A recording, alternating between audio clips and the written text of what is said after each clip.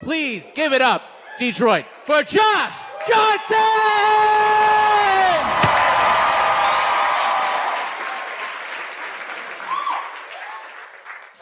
There was one day I went to visit my grandma, and there's like a big old like living room type area where people be watching TV or just chatting or reading a book or whatever. And there was, do y'all remember the commercials for like a Rascal?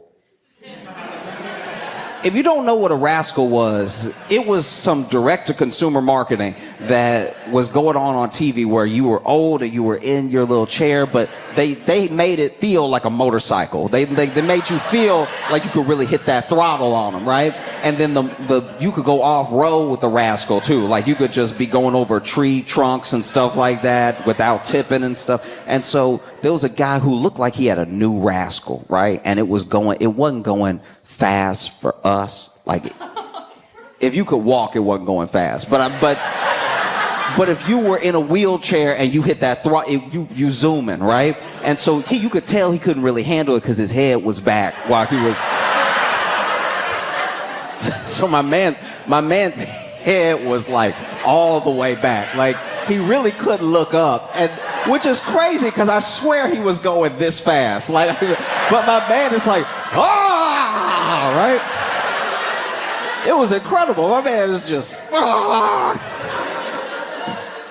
you know, and I'm sure in his mind, you know, because everything slows down a little bit as you get older, and now you go in walking speed again, and you haven't been walking for a while.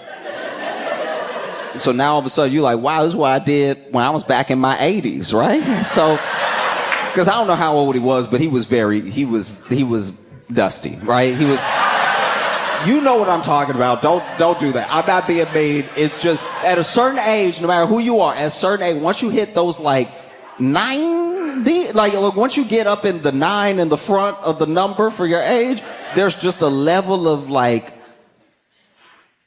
there's a level of ashy that is time. Y'all want to act like y'all know what I'm talking about, but y'all know that sometimes people get flaky. Okay, I'm gonna move on. Anyway, so my man is zooming, right? He like and then on the other side of this corner leading to the living room is this other guy who's like in a proper wheelchair, but it has like some little modifications. So I guess it's not a traditional wheelchair. Like he's not fully pushing it himself, but it looks like it has like some little levers on it. I don't know what it was, but it felt like a knockoff Rascal. Like it felt, you know what I mean? Like it felt like somebody sold him some damaged goods where they were like, no, it's a Rascal. It's like, I don't see the throttle anywhere. Just keep looking. It's a Rascal. And so he's going like really, really slow. And as they're getting closer, you know those math problems?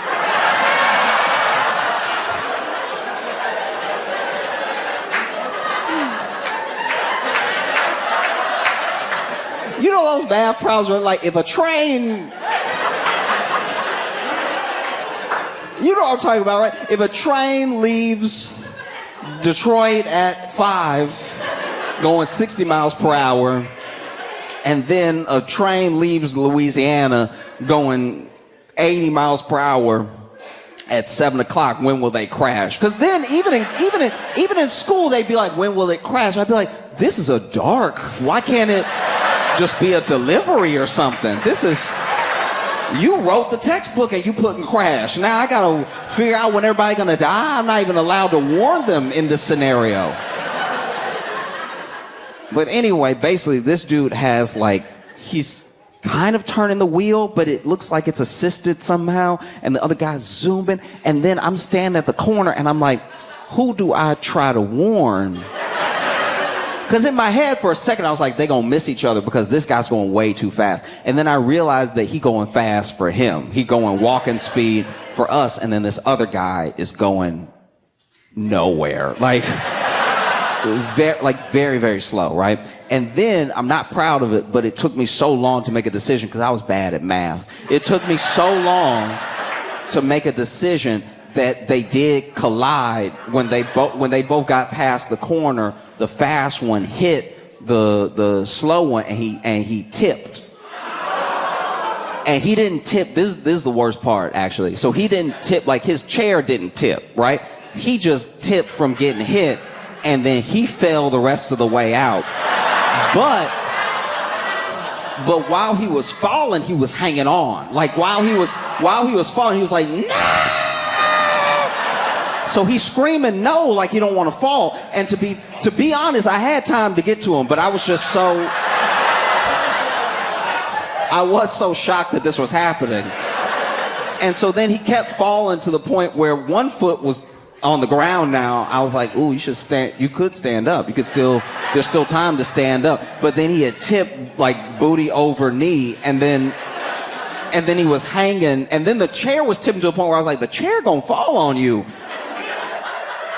And then he just sort of let himself spill, but his butt was already on the ground, but he was still screaming like he was in the air. And then he finally let go of the little handle that was at the front, and then he laid back. And I was like, I probably could have done something.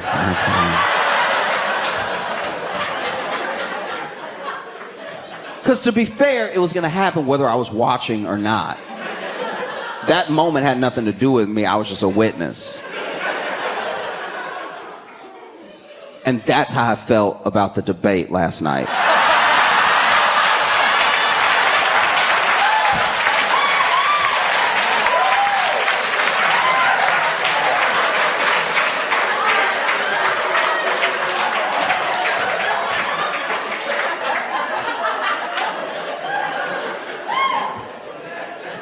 Because whether you watched it or you didn't watch it, okay, I watched the whole thing. I watched it top to bottom, and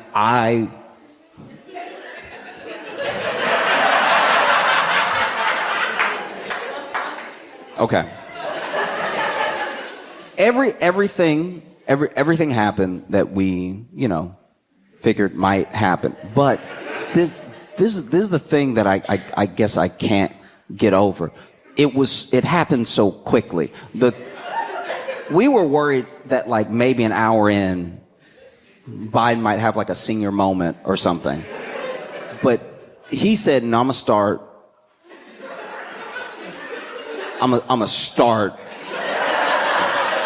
slow, and I'm gonna ratchet up.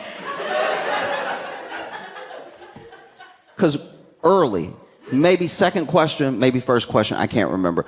But he said something.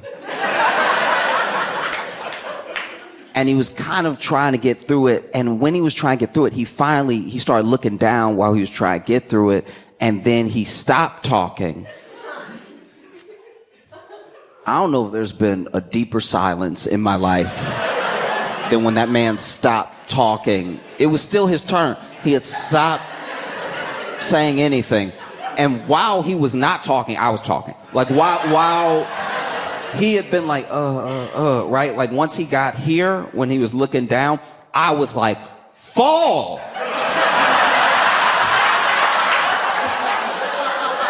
Just fall. You'll clear this whole thing out if you fall right now. This man has had the nerve to fall every day. Except that day there. I'm yelling at the screen, fall! If that man had fallen, we'd be having a different conversation right now, right? If he had fallen, they would have scooped him up on a stretcher. It would have been like, look, the president had a great answer ready, but gravity is a Republican, so the odds were stacked against him. He's brave for even showing up against that red Republican elephant ass gravity. Oh, it was insane. I felt like I was going crazy because this is the thing that's infuriating, right? And I'll probably come back to it in a second, but the thing that I cannot get out of my head is that we all knew, and everything that happened is what we said would happen, and now pundits are talking to us on TV, on like legacy media, talking about what happened the way that we talk about what was gonna happen before it happened, and they want to convince us that they're worth watching. You ever tell somebody a story and then time passes and then one day they try to tell you your story like you didn't tell them the story, and you look at them like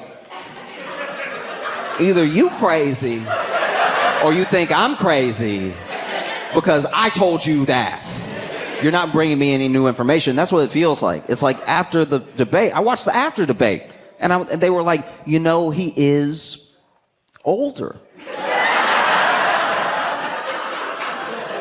These are the same people, by the way, who have been like, no, we have to chase him around the White House. We can barely keep up with them. And I knew they were lying then.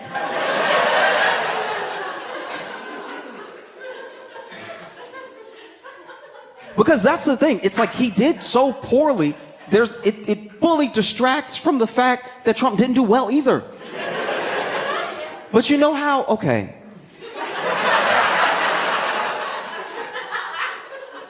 One time,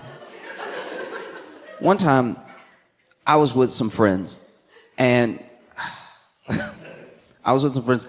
we were headed to a party. We get there, and there's like two more friends that we're waiting on, and one of them is supposed to bring all the drinks, right? And one of my friends had already poured out a beer, was drinking his beer, and when we were stepping outside, because it was like an outdoor in front of the house sort of event, we're all on the lawn and everything, we see one of our friends who was supposed to bring the drinks, right, crash right into a light pole, right? And right when he crashed into the light pole, we all screamed, and a couple people ran over there, and then my friend who had poured the beer was like, oh my God, I dropped my drink, right?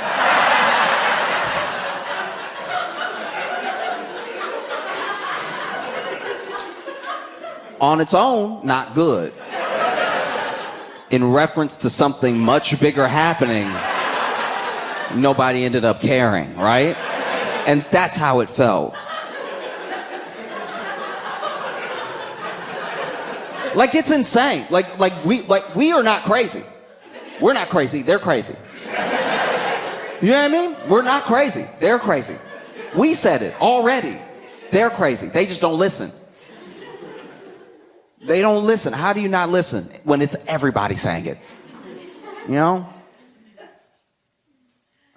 Like, there was one time in particular where Biden was struggling to say something. And even Trump, even Donald Jail Trump,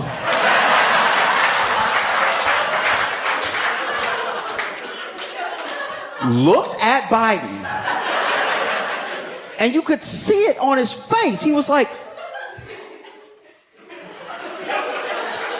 is this motherfucker all right?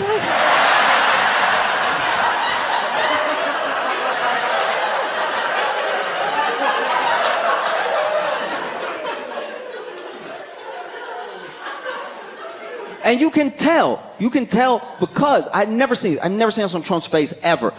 Trump had an actual eyebrow arc of concern. I've never seen him have that ever. He's never looked as phased to me as when he was looking at Biden next to him going, is it?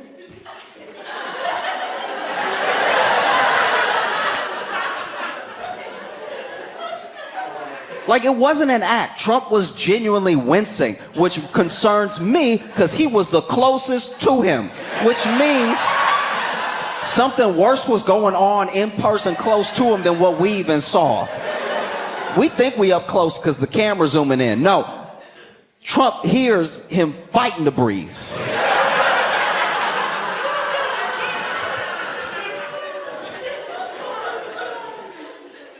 It felt so terrible. It felt like when you're a kid, when you're a little kid, and you get into it with another little kid, and they're bullying you, right? And you tell that kid, my dad could beat your dad. And then maybe you go home, and maybe you go home with a shiner, maybe you go home with some cuts and bruises, and your dad asks what happened. And you're like, hey, this kid's been bullying me, right? And I tried to tell my teacher, and she didn't do anything. And so your dad's like, okay, I'm going to go to school. I'm going to go to school tomorrow. We're going to sort this out. And maybe he goes to pick you up and settle things up with the teacher right when the bully's dad comes and tries to settle things up with the teacher too, because his kid told him a different story, you know? His kid told him, hey, this kid's school is being a bitch, so I had to hold him down and everything. And the teacher is like, look, everyone's here, maybe we can mediate. And so they do that thing that schools do where they don't really know how to help. You know what I mean? They're just like, if you could stop, that'd be great. Or not, I didn't see it, so whatever. But don't fight, because we have a zero tolerance policy on violence. So even if you fight back, you're going to get expelled. You know what I mean? So then, now it's just you and this kid that you know bullies you. And then him and his dad teaching him his ways, and your dad teaching you his ways. And now they're outside, you know? And maybe your dad tries to have a heart-to-heart with the other dad, because both two dads of kids. And so he says to him, he's like, hey, look, can you...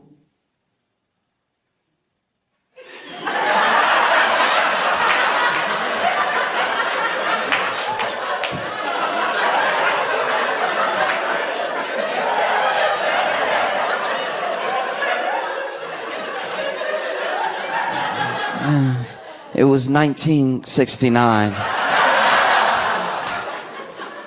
And then the bully dad goes,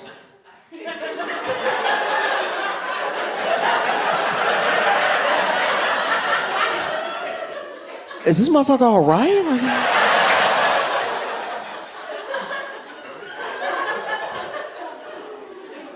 It felt crazy.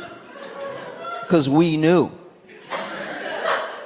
And we didn't know this exact thing would happen, but we knew we didn't feel good, and we knew we didn't feel good for months. You know what I mean? Before there was ever a debate. When we just knew it was going to be an election, we didn't feel good. That should tell everyone something.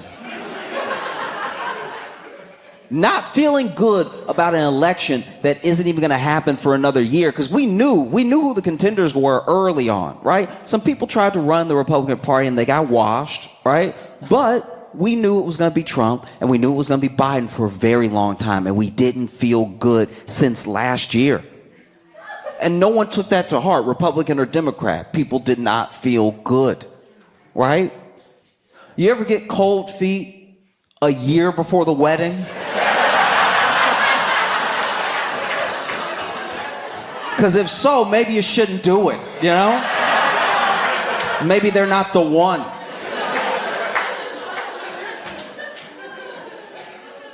We're not crazy, they're crazy. You understand that, right? Like, it's not us. It's not us at all.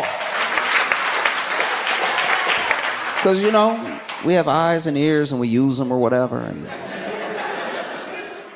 And that's the other thing that really stuck out to me, is that, you know, no one really talks about Trump's performance because of Biden's, but Trump didn't do that well. There was a lot of like open lying to the point where where do you do in that situation? Like, everyone was kind of trashing the moderators for not doing some live fact checking in the moment.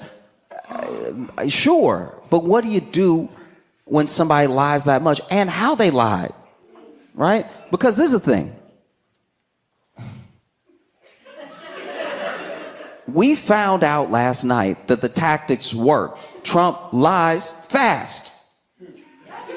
He talks so fast that when you hear the lie, you're like, but he didn't stutter, so it sounded kind of true. Like, I know it's not right because I was there. Because that's the other thing. He'll be lying about stuff that we were here. Like, we all remember him being president. We were here. So don't tell me it was different. I was then. And Biden, I'm assuming, is trying to tell the truth. He's saying something. But we found it that, like, you know, a fast lie beats an unintelligible truth.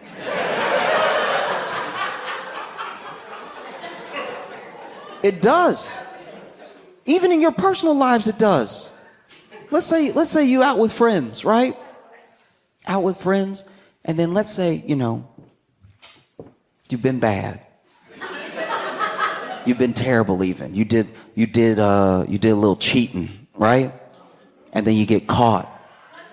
And now they're holding the cell phone in front of you and they're like, who is this, right? And then you say, who is it? How am I supposed to know everybody that's in my phone? Do you know everybody that's in your phone? That's crazy. People got contacts in their phone all the time they don't remember. Sometimes I go through my phone and I look at my contacts and I'm like, who are these people? Who are any of these people? It's a lie that almost sounds kind of fairly true. Like, do you remember every contact in your phone all the time? No. Or let's say you were out and somebody tried to get you to be bad. They tried to get you. Try to get you to do some cheating. And you were like, no, I don't want to cheat. No, I love them. Get away from me, right? But later, let's say later, unbeknownst to you, one of your friends thinking they're doing you a favor or maybe playing around or playing too much, right? They hand your phone to that person and that person puts their number in your phone, right? So now when your partner is holding the phone up to you, who is this in your phone? What's this number? And you try to tell the truth and you go, ah.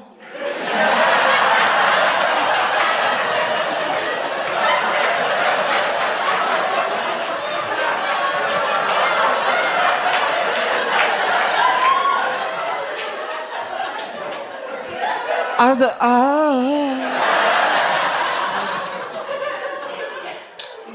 because before,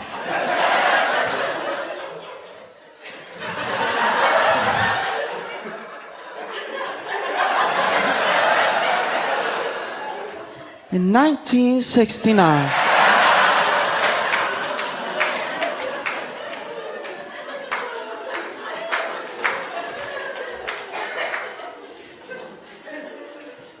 no? Because what do we do now? What's the plan? You know what I mean? What's the plan? Are we just gonna move on like nothing happened? Or are we gonna just hope for the best? What's really the plan?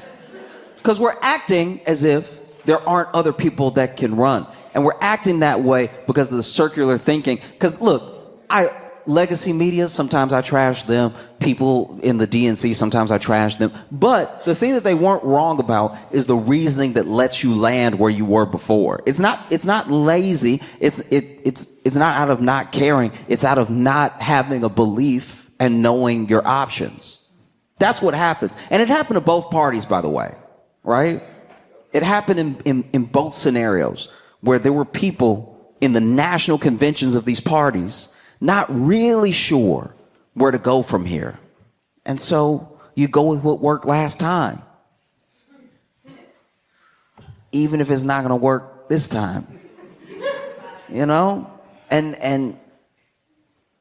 I think it's tough. It's tough when you have something like that, right? Something where unequivocally we can all look at it and be like, yes, the man is old and maybe it wasn't his night, but this looks very bad and it does not inspire confidence in us. It doesn't inspire confidence in the people that we want to vote for this man, if nothing else, so the other man can't win, or because we really believe in the policies and the actions of this man, right? It doesn't help. And then you have people who are those could-be contenders, right? Because there's a conspiracy theory that I'd like to believe.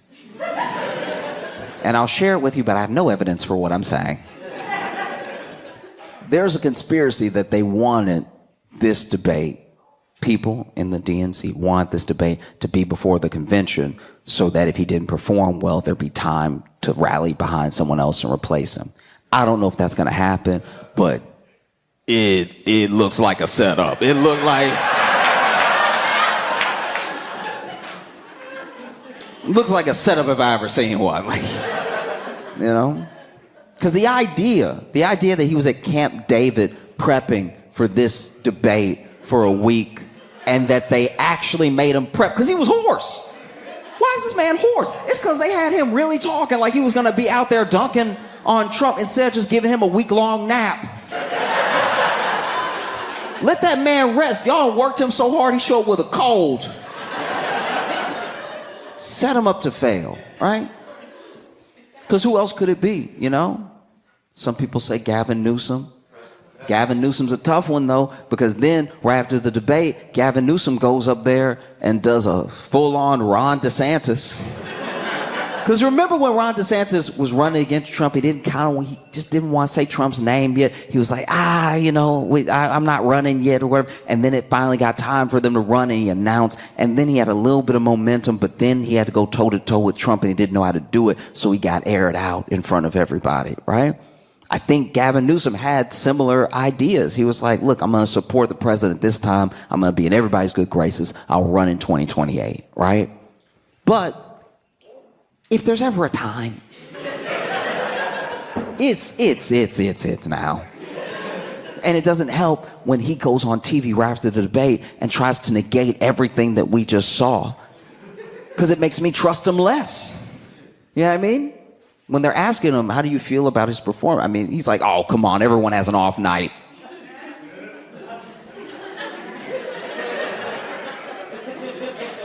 That's happened to everybody.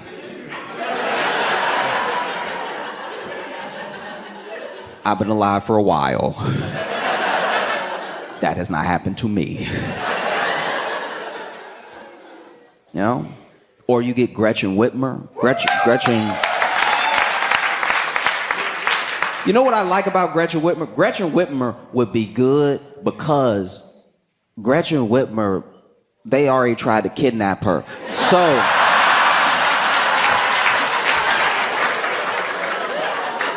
They already tried to kidnap her, so that already right there is like that's a die of January 6th right there. So she has some experience, like when they come, you know what I mean?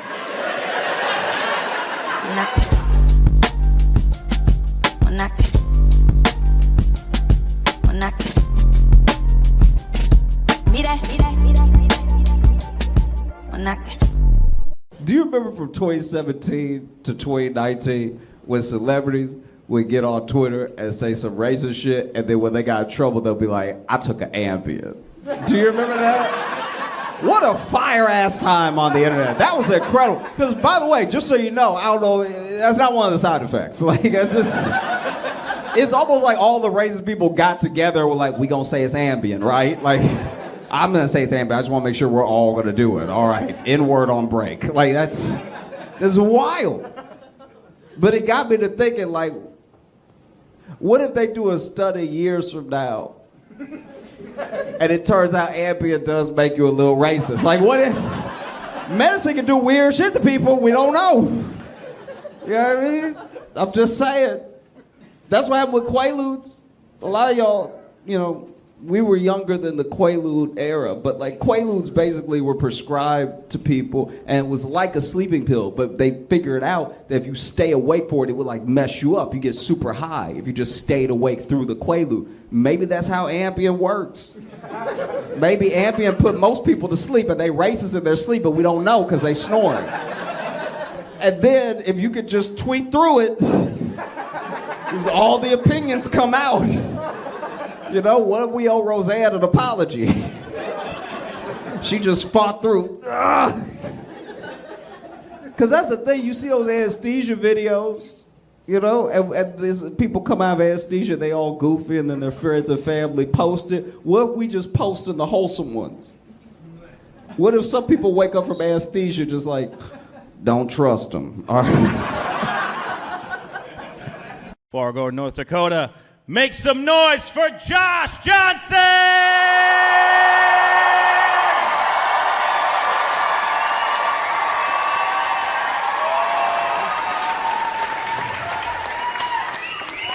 I've had doctors that really just felt like they were piecing it together as we went.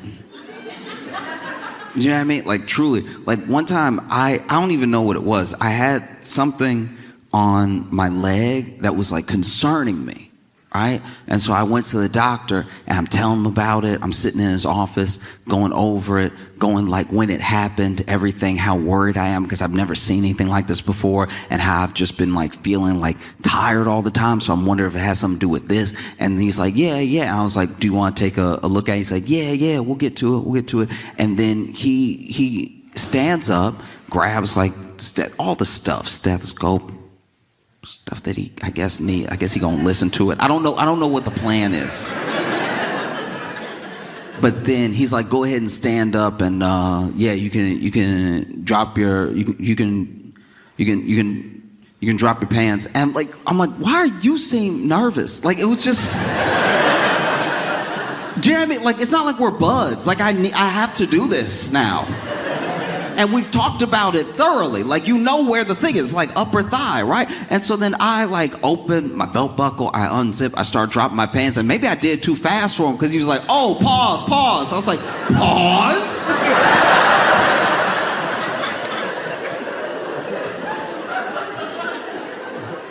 Not a doctor. Say pause. Oh. Because it's tough and it's scary because we only know a medieval amount about how to keep ourselves alive. We think we're smarter because we have more access to information, but even with that access, some people don't want the information. There are people that are straight up, like I used to think from the bottom of my heart, oh, if people just knew, if you knew better, you'd do better. I used to like live by that mantra. And now I'm realizing, no, some people don't want to know. Some people would like to do exactly what they do now. Because to me, I go to a doctor because I'm like, you're a professional. The hope is that you know what's going to be going on. So I don't need to learn about what's going on while it's happening to me, because that's how you die slowly. You know what I mean? I don't want to be sitting on my deathbed like, I figured it out. And so you go to a doctor because doctor's supposed to know. But now there are people who will admit that they don't know, but they'll also be like, nah, he doesn't know either. And it's like, look, I'm not saying doctors know everything, but we as the general public, we have like a certain amount of knowledge that helps keep us alive. And the rest is other people that we've never met being like, don't eat the lettuce this week.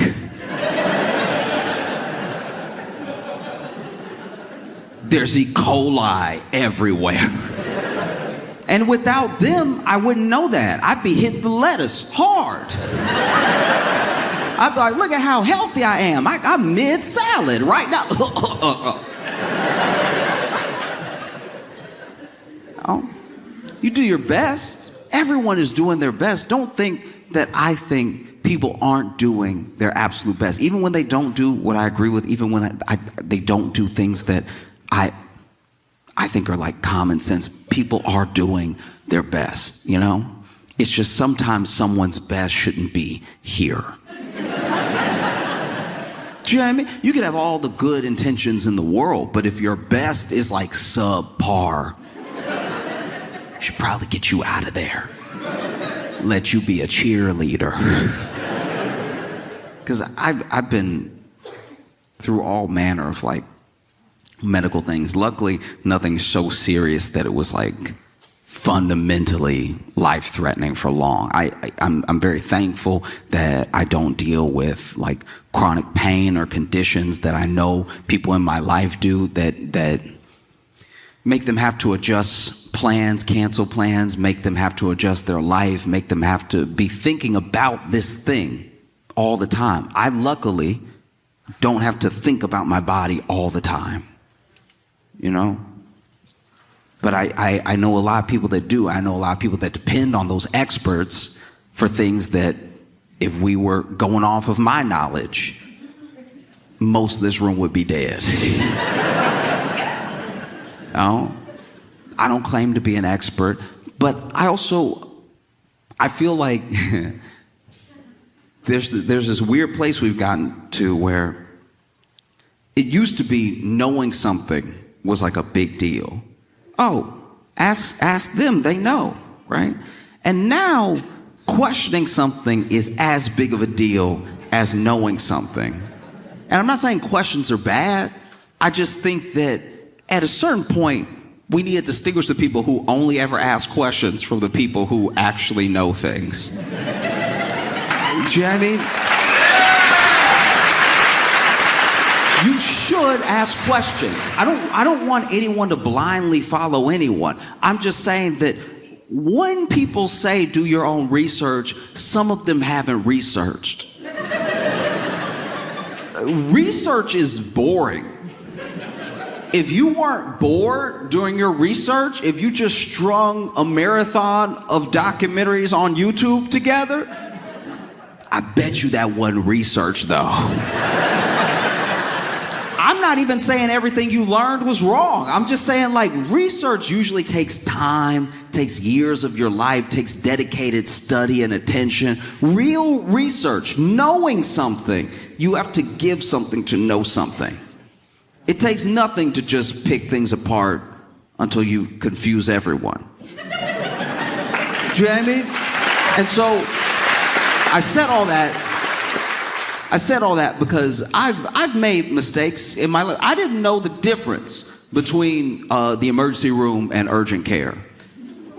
I wish that they give one of them a less immediate name.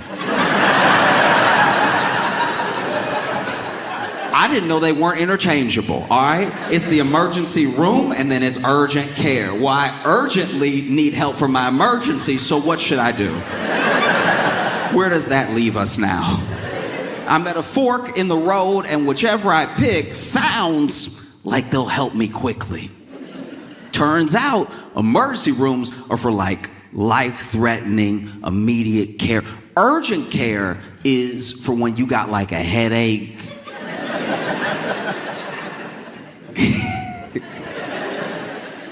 Urgent care, look, and this is not to disparage anyone that works in any place. It's just that urgent care stories, I know people who work in urgent care, and I know people who work in emergency rooms, and the emergency room stories, I should have known to go to the emergency room if it was more serious, because the emergency stories are so much more horrific in nature than the urgent care stories. Like, the urgent care stories are like, yeah, this dude came in and he was filling out his paperwork, but his nose is bleeding the whole time.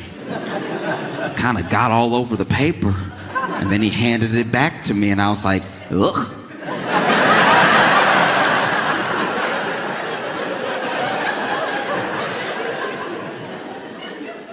Emergency room stories are like, there was a dude today that, and also anyone who's ever worked in an emergency room and then told me an emergency room story has a 1,000-yard stare. They're not talking to me. They might be talking to God. They might be asking God, why would you let me see something like that? I got into this business to help people. I really want to help and heal, and you show me the devil. I don't want to see that ever again. Because what they will tell me with that wide stare is like, yeah, this guy came in today and his leg was... And it's like, I don't know what that is. That blinking? Sometimes they will just blink in silence. I'm like, is it in the room right now?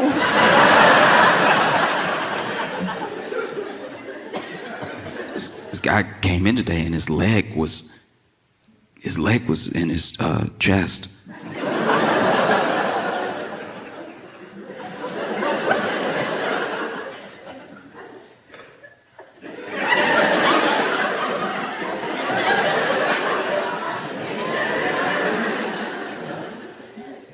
You sure this wasn't a dream?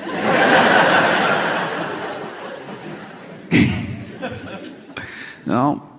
Like, I went to urgent care one time and genuinely was sicker than when I walked in. When I left, I walked to the urgent care and I had an appointment, and which is odd because I thought you were supposed to be able to just run up in there, but get to urgent care. I had my appointment, and the person at the front, look, God bless them, truly. I know they were just doing their best, but they could not stop sneezing and coughing openly.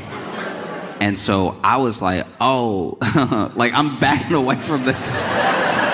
I'm like, yeah, so do you want me to just go right over there? Do you want me to just walk around you and go back there? He's like, oh, the doctor's not ready yet. I was like,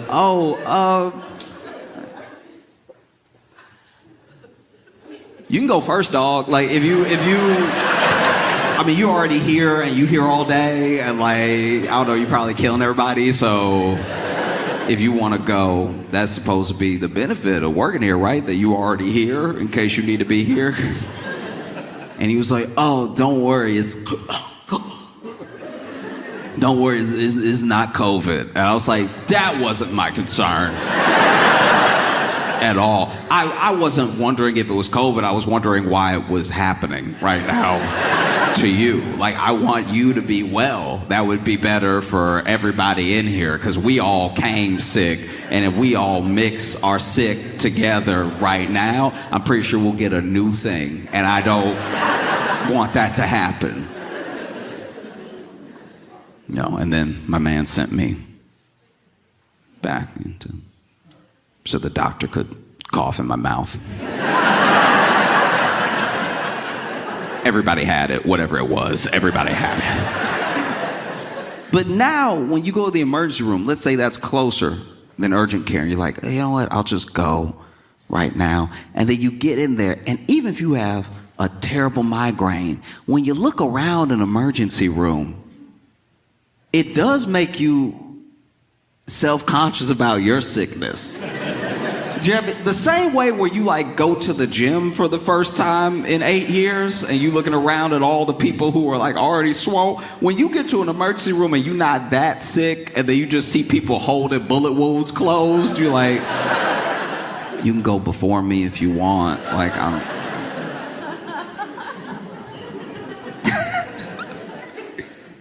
And so, it's all important stuff. It's hard for us to stay healthy because it's already hard for us to live. You have to do everything that it takes to like have a life, keep people alive if you've made people, and be healthy. And I don't know, maybe it's just the way that we work as a country, but we're so back and forth and 100% all the time. All gas, no brakes, all the time, always behind, fighting, trying to get back in black, fighting that red line, fighting that poverty line to the point where there are people who genuinely believe they don't have time. Oh, you could do this. This is the healthier thing to do. Oh, make some time for this. I don't have time, right? By the time I get home, I'm exhausted. I just want to sleep. Can I at least have sleep? And so it's tough, you know, even when it comes to eating, even when it comes to like what we know to eat to be healthy. It changes. And sometimes it changes because we find out something. And then sometimes it changes because a company is like, actually, there's a lot of money in kale. You remember kale? You remember that thing that we used to put at the bottom of every salad bar? You know, it used to be the floor of the salad bar. You would go to a Pizza Hut and there would be kale wrapped around the pizza. Not on the pizza, under the pizza. You used to use kale as like foliage. And then one day somebody was like, hey, we growing all this kale. You ever taste some? You ever bite down to that kale? It's probably good for you. And then takes off, becomes a whole craze. I'm always blown away with food crazes of food that we've been eating.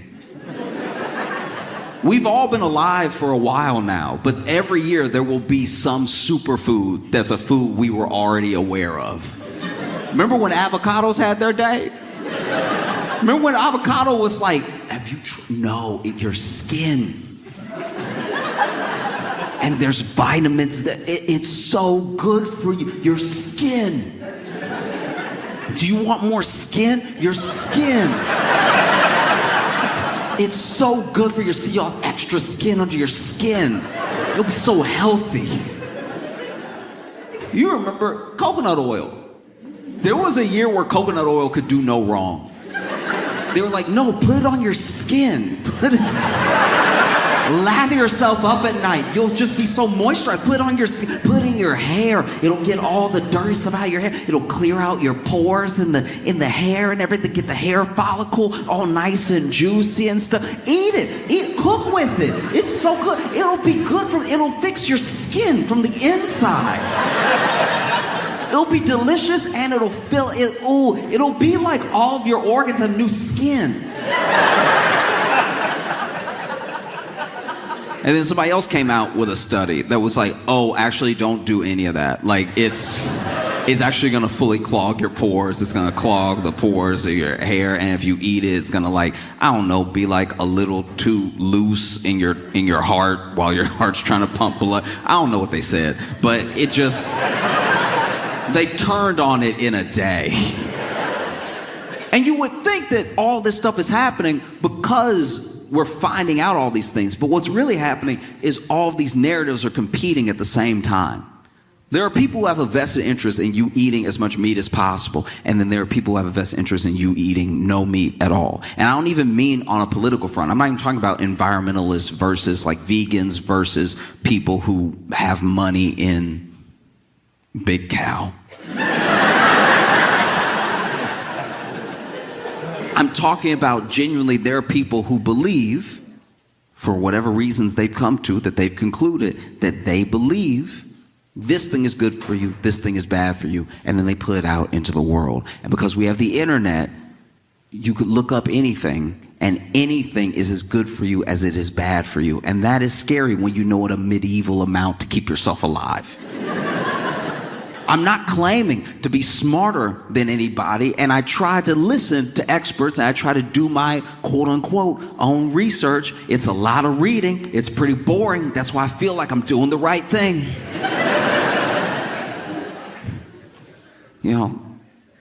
But it's still tough to know. I'm not coming down on people for not knowing.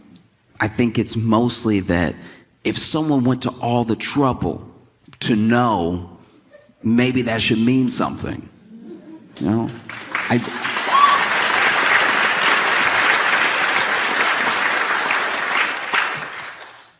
I say this because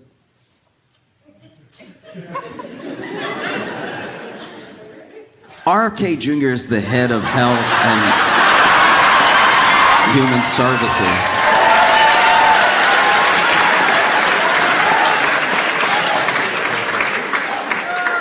And if you're not familiar with RFK Jr., he has a very specific sound, very specific way of speaking and thinking, and he's on a real health kick as a whole personality, all right? And it's unfortunate that so much of that is what feels like riddled with internet. I've never seen someone so interested in health and the science of health without just getting into the science of health.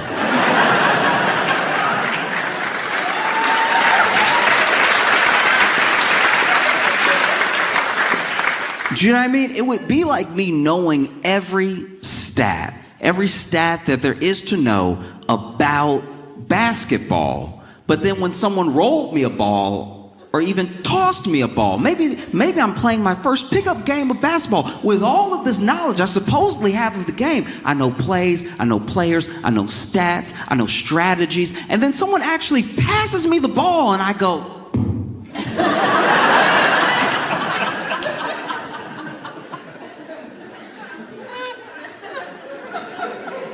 there are things that RFK Jr. has said and done.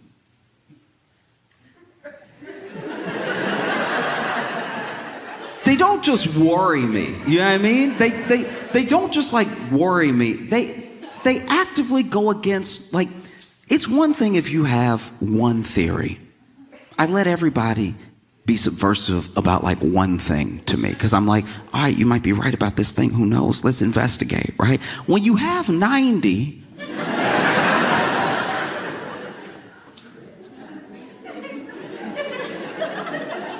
nah, dog, this is bad.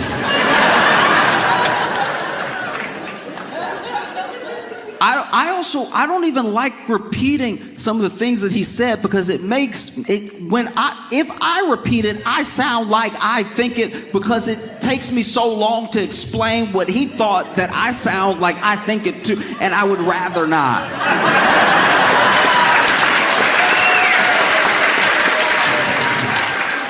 You know, during his confirmation hearing, he said a lot of things that didn't quite fall in line with what he had been saying before he was trying to get confirmed, you know. So he said a lot of the right things to go ahead and get confirmed. And look, he was probably going to get confirmed no matter what. You know, there was a majority that was going to push him through, most likely, no matter what he said.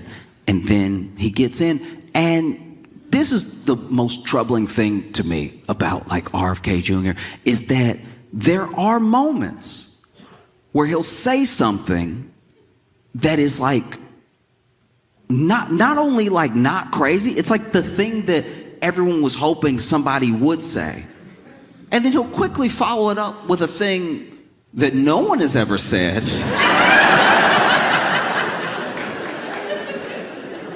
And you're like, oh, you had us for like a half second. You know, like, because RFK Jr. has talked about like trying to remove all the dyes out of the foods, like out of the candies and out of the like crackers, all the stuff like that, out of the chips. It's like, that's actually a good thing. That would be good. Everyone else already removed it. Like, these companies may be international, but when you go to Europe, it's a different chip. They don't, and that's specifically because Europe was like, we don't do that to our people. So you should, if you want to be here, you can change it, but you have to change it. It can't just be whatever you want it to be, right? And so when RFK Jr. says, like, I'm trying to get all these additives out of the food, all these dyes, all these things, it's like, oh, wow, that's great. That I like that. And then he's like, and we need a registry for autism. And you're like, oh!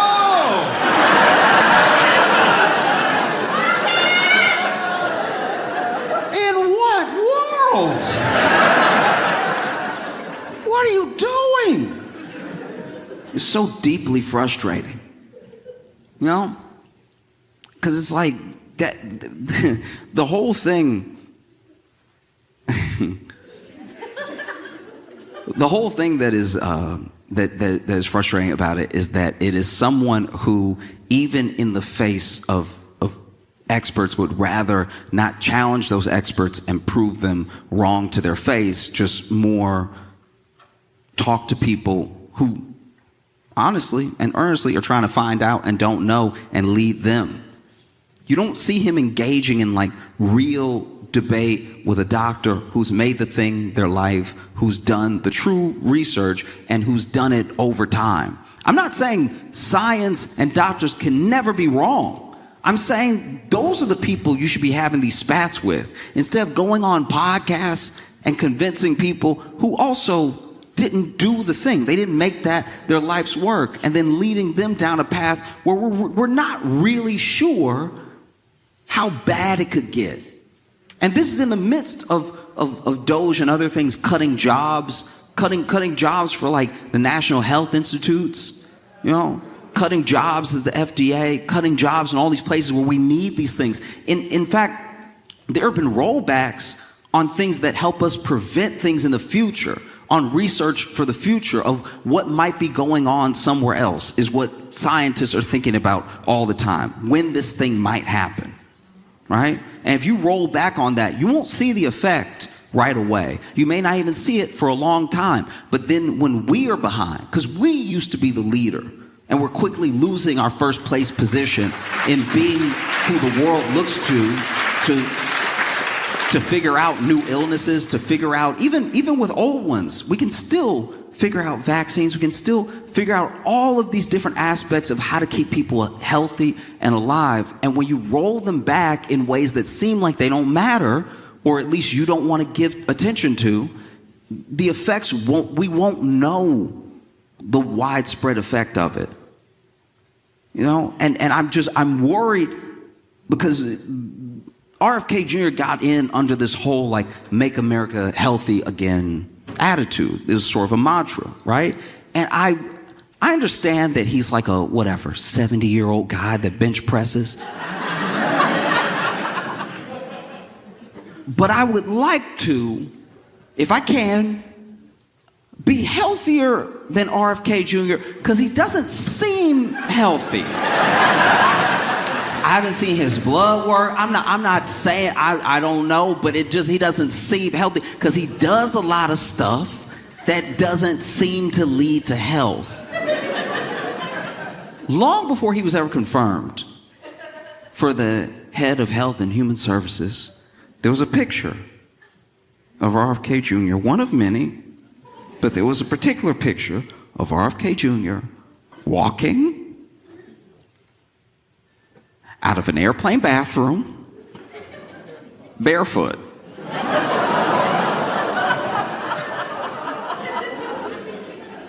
And when I saw it, I rebuked the picture. I was like, that will not be in my life. No, thank you.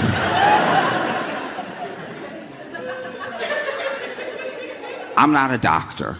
I'm not even a scientist. But please wear some form of footwear into the airplane bathroom. You had shoes when you got on the plane. What happened? What happened between the seat and the bathroom that you were like, I gotta get these off? Too restrained. This man went swimming in a DC creek that's been known for I'm pretty sure decades, that place is nasty.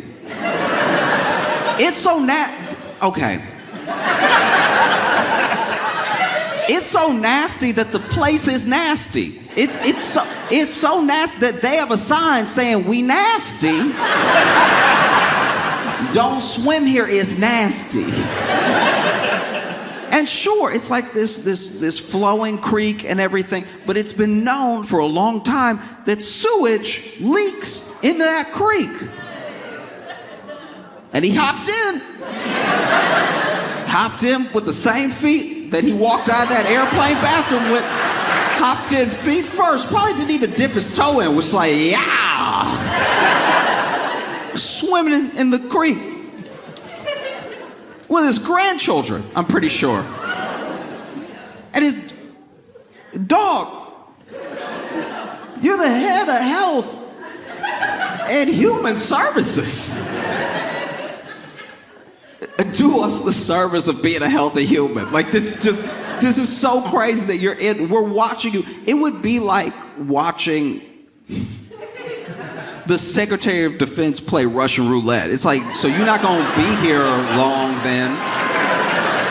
Why would you do that? Don't do that. We want you to be alive.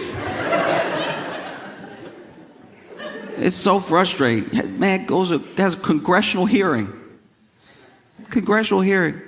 where they're asking him about his belief. They're asking him about things that he said since he's been confirmed and stuff. And this man basically says, don't take medical advice from me.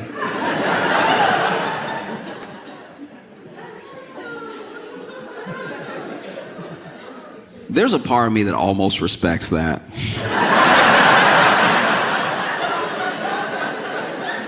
There's a part of me that almost respects that. Let me tell you why. Because I have been, an hourly worker several times in my life. I've had lots of odd jobs that paid by the hour. I've had lots of I won't call them corporate, but just established corporation jobs that pay, by the hour.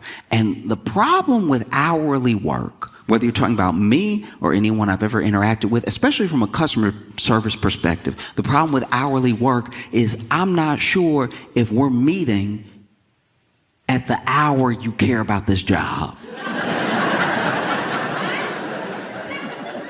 I may have caught you at a bad time at work.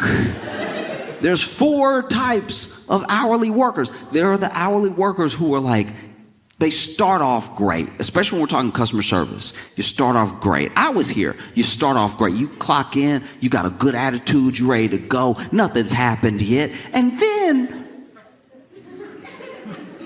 a few hours into dealing with the public, you have been beat down to a place of which you're not sure you can recover. And you're thinking about how this is Monday. So, my life, you know? Then there's an hourly worker that really starts to perk up the last 2 hours of shift. They're almost home. They're almost out of here. They're smiling at you because they almost don't have to see you. We're almost through with each other. I'm so close. Let's bring it home strong. Then there's the hourly worker that genuinely loves their job.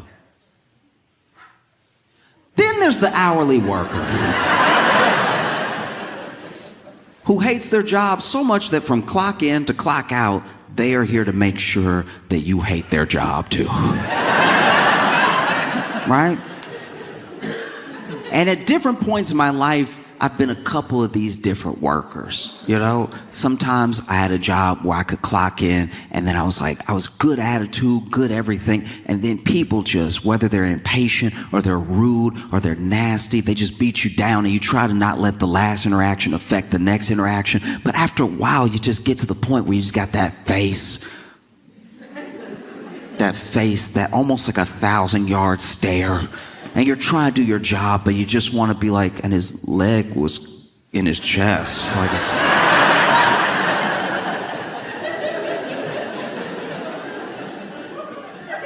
And I've also been that person that's had that job that I'm like, oh, I can't wait to quit this job. I can't wait to get out of here. And you know what? The close thing to quitting this job is clocking out of this job. I love clocking out so much. Sometimes I do it twice. I love clocking out. It's my favorite thing. Sometimes I actually worked a couple different jobs where back in the day you actually had the timesheet that did the and then, you know, shot the paper back up. And that was extra fun. I would watch it. I'd watch it in slow motion in my mind. I'd be like, yep, zip, zip, and zip, zip. And look at you marked and ready to go. I'm out of here. I'm leaving forever, just tonight, but forever. And then, admittedly, I did have jobs that I really loved. I really enjoyed clocking in and having a great time with my coworkers, and I enjoyed the job that I was doing. And even if it was like something to do with the public, you have your jerks once in a while, but for the most part, it was phenomenal. And I got great experiences out of it, and I'd clock out, I'd go home, I'd start again the next day. And then I had jobs where I was like, oh, okay. I don't want anybody to hate their life, but they're gonna know I hate mine.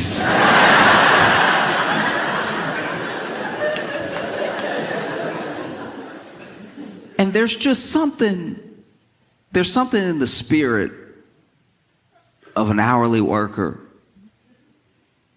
that's in the middle of doing their job that's like, oh, don't do what I do. That is what I heard at that hearing. No, guys, don't follow my advice. I don't know.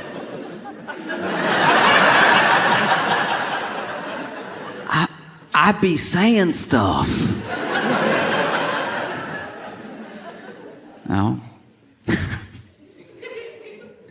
No, it's tough because it's hard to know that everyone has different levels of access and different levels of knowledge on how to keep ourselves healthy. And when you have things getting rolled back, like EPA regulations, FDA regulations, when you have people looking out less and less for the quality of drinking water, when you have people looking out less and less for what the next potential virus might be, you get yourself into some real trouble.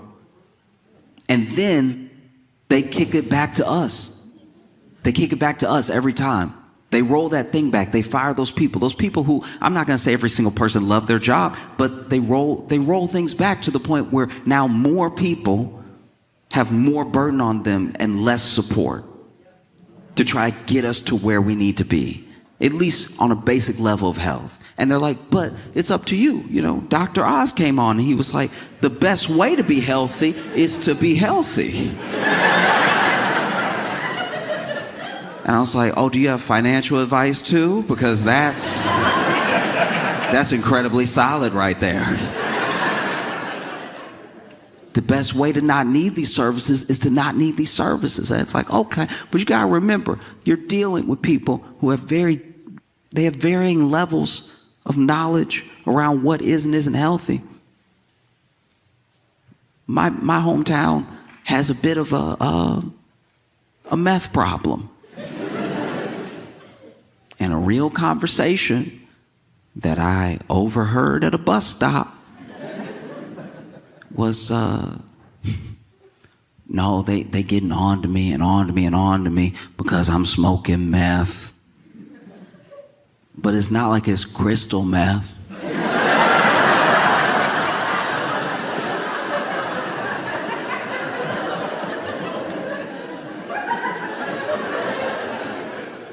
And not only me as a bystander, but the person they were talking to seemed to also be on meth. Said, what do you mean it's not crystal meth? And he goes, it's regular meth.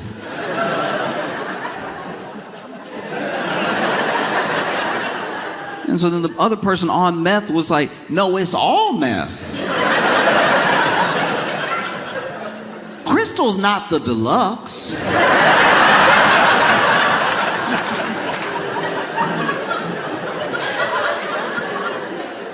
It's not like Crystal Pepsi, you know what I mean?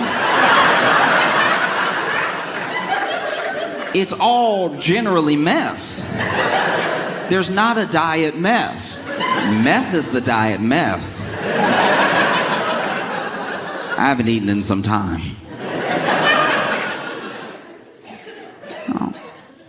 Because we are a huge country. And it's when you travel, you realize how big this country really is.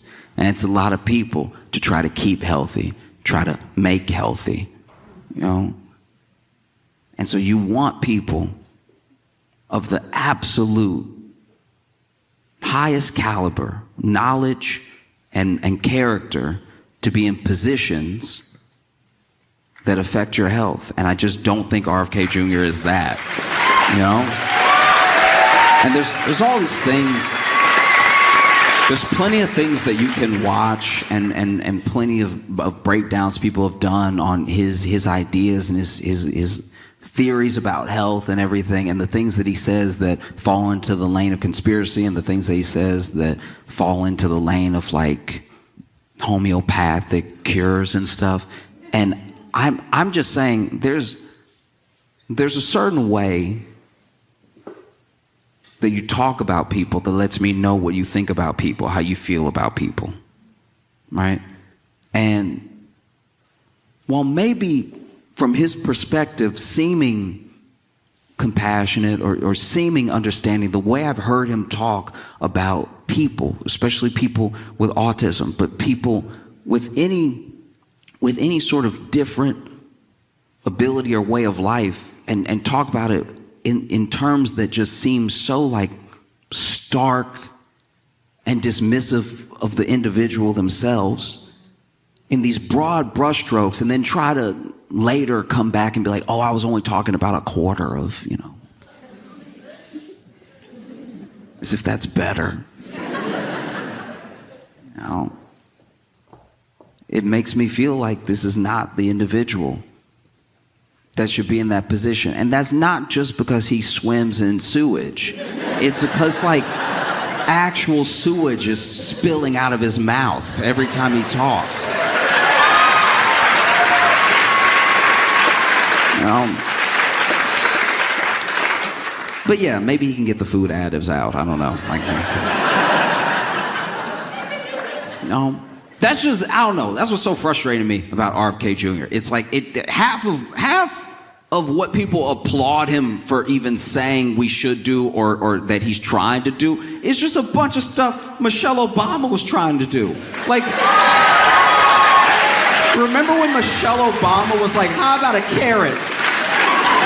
You remember that? Remember when Michelle Obama was like, just try an apple. And people were like, why do you hate America?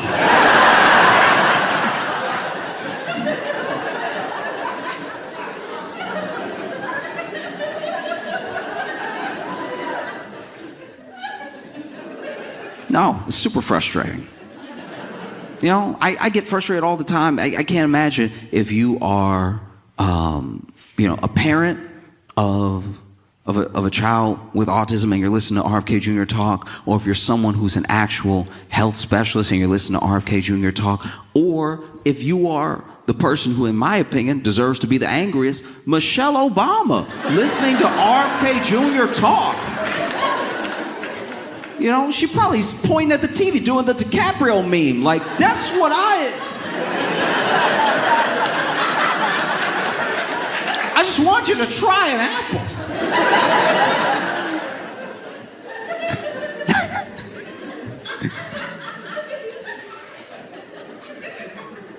You know, that's my thing. That's really where we screwed up. You know, we do all this stuff when it comes to healthcare to make it inaccessible, right?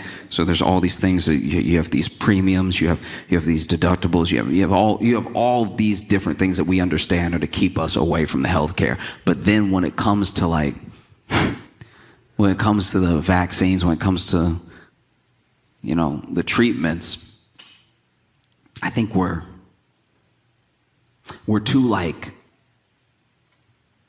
eager to give it to people. We should actually hold it back and make it seem like, I don't know. I don't know, it's all the way over here. Do you really want to come over here and get it? Like, I don't know.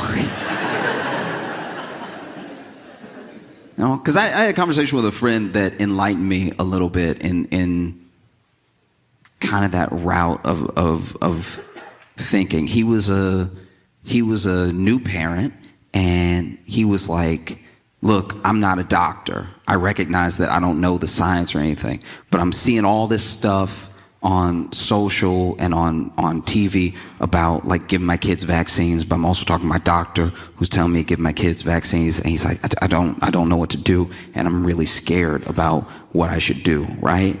And I was like, okay, I hear what you're saying. And then he said, I just feel horrible if I gave my kid something and it made them sick or sicker.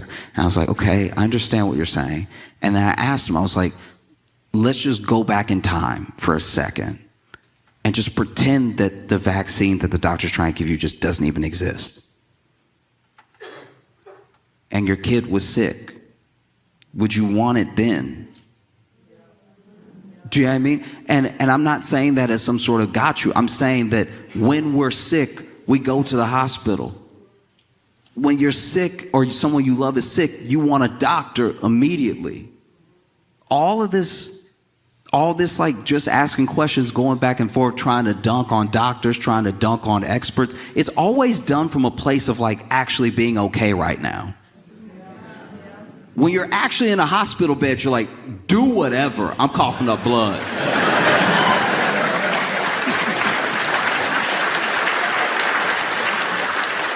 You know what I mean? And I'm not saying that to say that I don't have empathy for people who have questions or people who are unsure, people who are scared. That's where I think a lot of humanity gets lost in the conversation. When some people are just like, I don't know what to do. I'm genuinely afraid of what I should do next because there's all this stuff out here. Just like with the food, just like with the treatments. For everything, there's a thing for it and against it. And it depends on when it comes up in your feed. It depends on how you search. It depends on how you type it into ChatGPT. And so it's hard to know, to really know, right? And so I try to not just have patience, but have empathy for people who are genuinely unsure. But you saw it. You saw it in COVID. People were yelling to the rooftops, I'm not wearing a mask, I'm not doing this. Look, live your life. But then at the third cough, they did go to the people who told them to do all that stuff. And I'm just saying, I don't know, if you trust them now, if you trust them when it's bad, why not trust them a little early? You know what I mean? And I just want to make it clear, my big gripe with RFK Jr. is that he doesn't have these debates and he doesn't have these knockdown, drag out fights and arguments about the science and about where he's coming from and how he has his logic and how he came to these conclusions with experts who are well versed in the science and in the medicine. It's always done in like a podcasty type of way. And now that people's real lives are at stake, I just think that's unacceptable. Like, I don't know how we're so willing to give this much. Like, I know we're not, but just, I don't know, when you look back and you compare it as a country, Michelle Obama was like, just eat the apple. Like, it'll help.